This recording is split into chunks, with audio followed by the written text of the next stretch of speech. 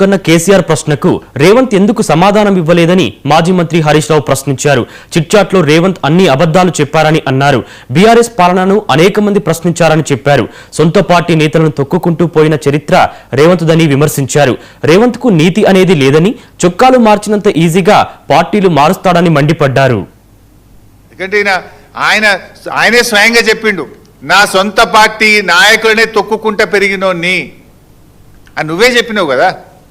నీ నాయకుడు నీ మంత్రి కోమటిరెడ్డి వెంకటరెడ్డే చెప్పిండు 50 కోట్లు పెట్టి మావోడు పిసిసి అధ్యక్ష పదవి కొనుక్కున్నాడు అని. 50 లక్షల రూపాయలు లంచం ఇస్తూ రెడ్ హ్యాండెడ్గా ఒక ఎమ్మెల్యేను కొనుగోలు చేసే ప్రక్రియలో పట్టుబడ్డ దొంగవు నువ్వు. అసలు నీకు నిజాయితీ ఎక్కడదయా?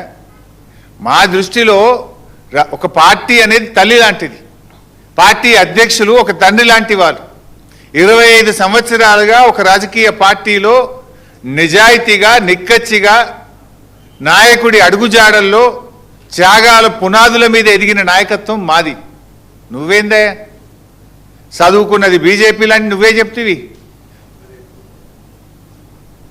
అదేవిధంగా పెరిగిందేమో తెలుగుదేశం లాంటివి, నౌకరేమో కాంగ్రెస్ చేస్తున్నా అనబట్టివి. రేపేడుంటావో తెలియని రకం నువ్వు. పుట్టుకో దాంట్లో, చదువో దాంట్లో, నౌకరో దాంట్లో, రేపెండ్లుంటావో నువ్వు. అసలు నీకు నీతి జాతి విలువలు నీకేమైనా ఉన్నాయా?